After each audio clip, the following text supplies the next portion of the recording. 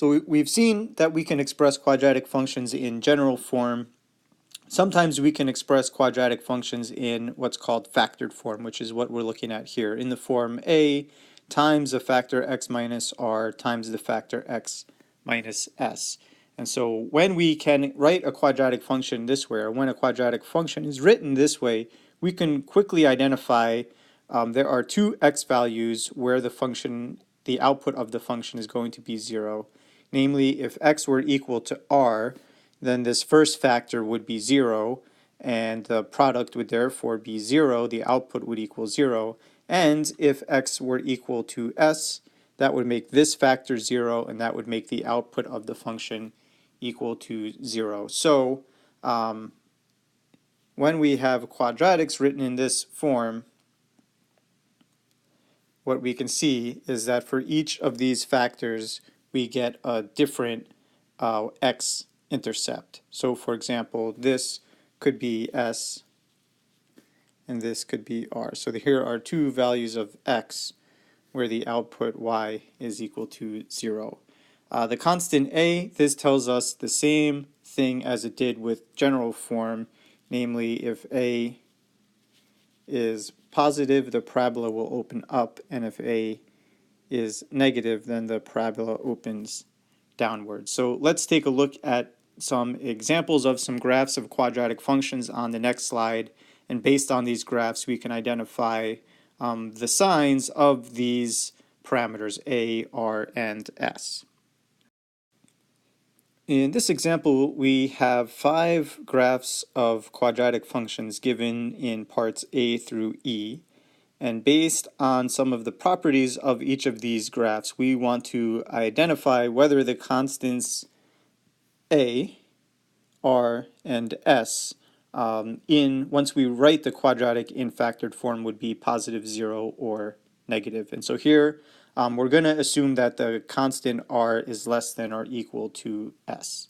And so thinking about A, this is the same analysis as it was with the general form, in that if the parabola opens upward, then the constant A would be positive. So in part A, this has a positive leading coefficient because it opens upward. In part C, this has a positive leading coefficient since it opens upward. And in part D, this has a positive leading coefficient because it opens upward. And in parts B and E, the leading coefficient must be negative because these graphs are parabolas that open downward. And next, to consider the values, what the signs of the constants r and s might be, well, if we assume that r is less than or equal to s, then the value of r is going to change where the x-intercept further to the left is located, since that one's going to be less than s. So for example, in graph A, here is the left intercept, the intercept which is further on the left, and that corresponds to a point that has an x-coordinate which is negative. So r is going to be negative, and over here the other intercept occurs at a point where the x-coordinate is positive. So s would be positive. In taking a look at the graph in part B, over here the left intercept occurs at a point where the x-coordinate is positive, so r is positive, and the intercept,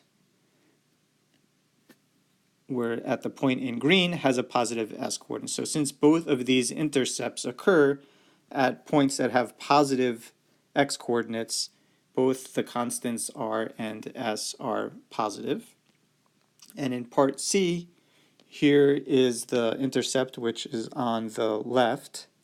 So that tells me that r must be negative because this point has a negative x-coordinate. And the other intercept passes right through the origin. And so at this point over here, the x-coordinate is equal to 0. So that means s must be 0. Next, to take a look at the remaining two, in D and E, we see that in both of these cases has exactly one x-intercept. So it's possible that a quadratic function has a graph with two x-intercepts, like in A, B, and C. It's possible that it only has one intercept, like in D and E, and it's actually possible that the graph has no x-intercepts, and when that's the case, we wouldn't be able to write the function in factored form.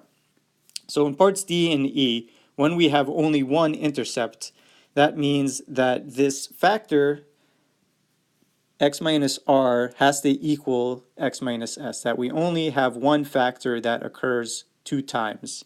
And in that case, that means that the constants r and s are actually equal to each other, and we get a double factor. And when we have a double factor, that means we have one x-intercept, and at that x-intercept, the graph is going to bounce off of the x-axis. So in part D, this intercept occurs right here. We have a double root there, and since the intercept has a positive x-coordinate, that means r is equal to s, and these are both positive. In part E, we get the intercept that's occurring right here at the origin. So over here we see that r is equal to s, and at that point the x-coordinate of the intercept is 0, so these are both equal to 0.